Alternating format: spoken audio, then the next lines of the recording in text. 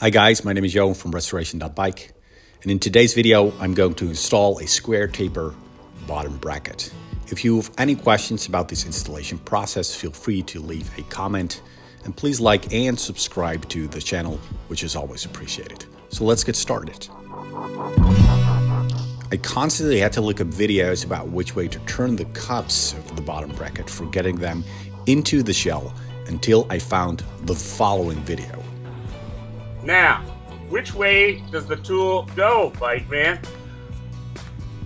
For all intents and purposes, almost all bottom brackets, everyone goes to loosen, forward, both sides, forward. You have to go forward in order to make some progress. Okay? That's how I remember it. So naturally, the opposite goes for installing a square taper bottom bracket, which is that both sides have to go backwards.